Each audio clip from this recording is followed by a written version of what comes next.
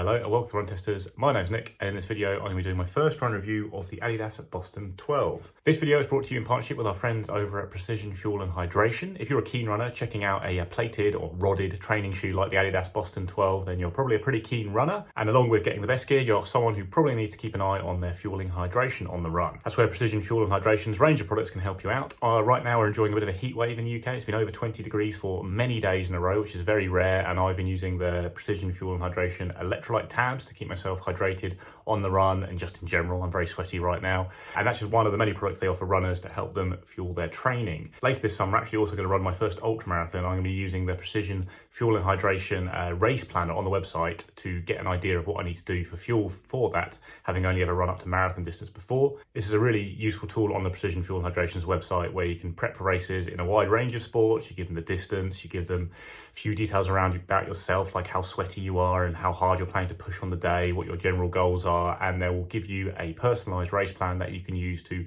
plan out your hydration and nutrition for the event. You can check that out on the Precision Fuel and Hydration's website, and if you're going there to shop for items, check out the comment below where you'll find a code that gets you a discount across the entire range.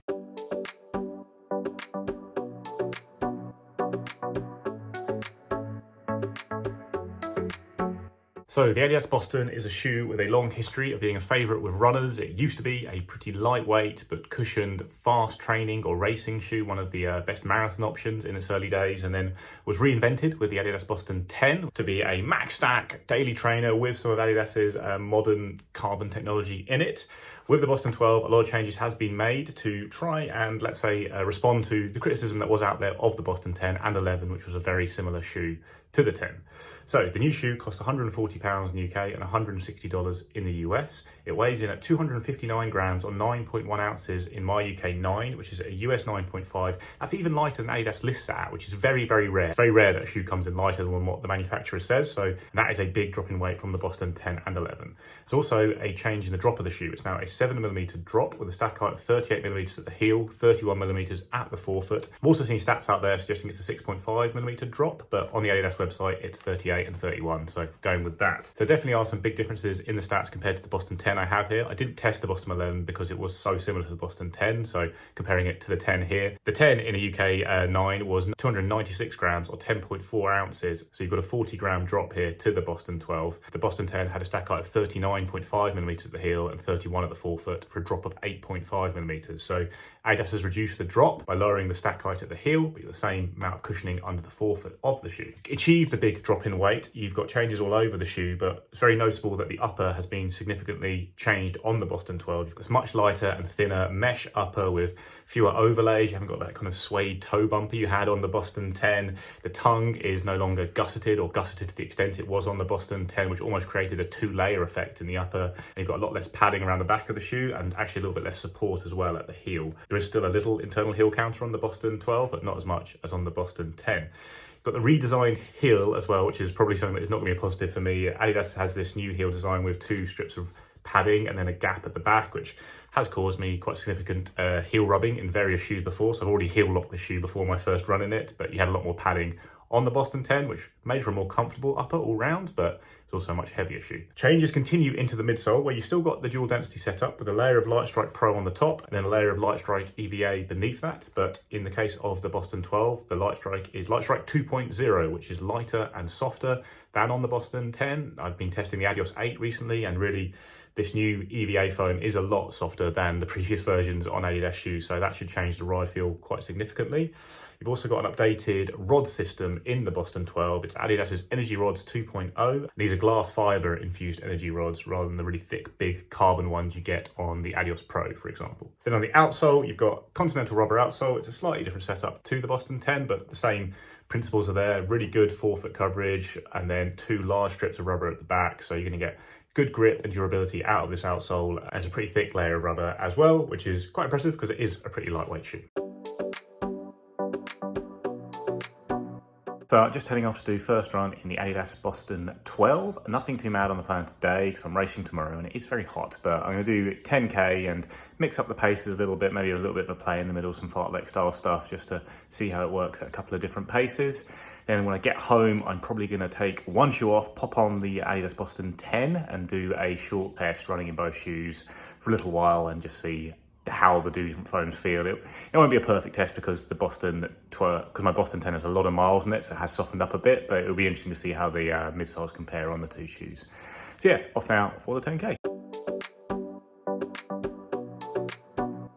So 10k all done in the Boston 12 and it was really enjoyable. It certainly still felt a little bit blocky on the easy sections of the run, softened up a little bit. It is softer under the heel for sure than the past two versions of the Boston. As a heel striker, it's quite noticeable. What that creates, the slightly softer feeling foam and probably the slightly lower drop as well, is a really smooth transition when I did up the speed. Like, it felt a lot better running at speed. I just did like a couple of little pickups, like a 400 meter, an 800 meter and a stride, like, you know, pushing the pace a little bit, and it just felt really smooth and impressive. Like, got the pop from the rods then, and it just felt a lot better shoe, a lot livelier shoe all around. Which is interesting because with the Boston 10, it wasn't really the case. Like, it felt quite solid and stable and comfortable on easy bits, and then a bit much when you hit the faster sections. So I'm now going to go pull the Boston 10 on one foot and have a little jog just to test them side by side and see how that feels. But yeah, enjoyed that 10k. It certainly felt a lot livelier at pace than before and a lot softer and smoother than previous versions.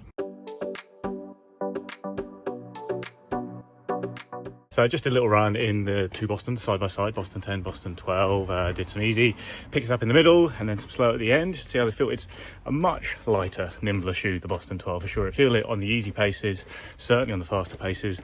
The upper has like a barely there feel compared to the upper on the Boston 10, which is much more hugging, much more, you know, present, a bit thicker, that kind of thing.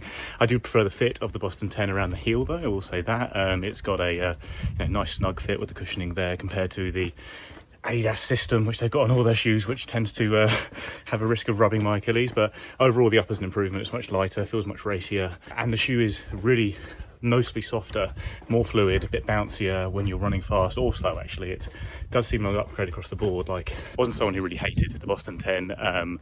Just running in it just now reminded me that I do think it's quite a good shoe, but it's a much denser, bigger, slightly blockier shoe, especially when you run quick compared to the new Boston, which I think is going to prove a nice upgrade for people who are looking for a slightly faster feel and actually a softer feel as well even when you're running slowly.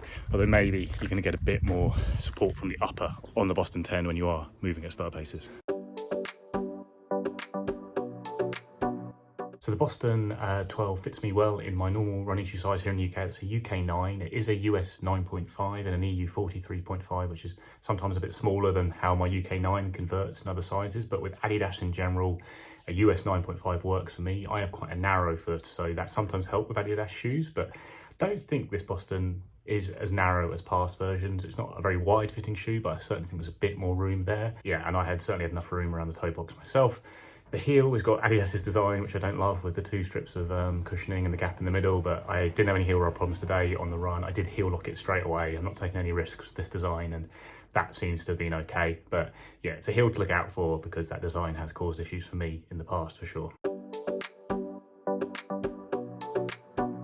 So early verdict is a positive one on the Boston 12. Like I said just then, I didn't hate the Boston 10. I put a lot of miles into it and it broke in a bit and it felt quite reassuring and versatile as a shoe. It wasn't the fastest, but it was nice for chunking out long runs in particular. But I do think the Boston 12 is going to be a significant improvement just because it's lighter, retains some of those characteristics of the Boston 10 in being quite a built up but stable shoe and, you know, supportive shoe. It loses a little bit of that, I think, with the lightweight upper, but it is still nice and stable underfoot for such a big shoe, thanks to the way Adidas has set up the foams.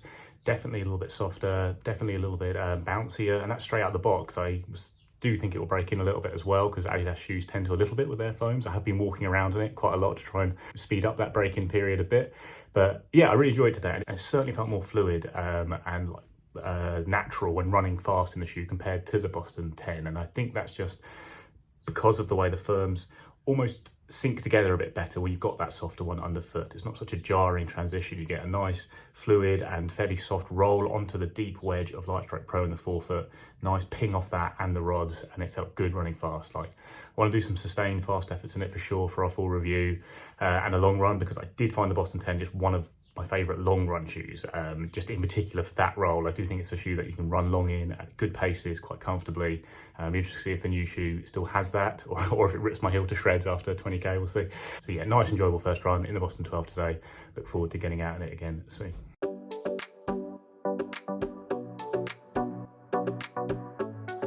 That's our first look at the Adidas Boston 12. Got a lot more testing to do, and then we'll get a full review up and some direct comparisons to the Adios and other super trainers with these plates and rods in them. Please like and subscribe, ring the little bell so you get notified when we do launch new videos, and dive into the description to grab that link to Precision Fuel and Hydration to get yourself a discount on their goods and check out their race planner.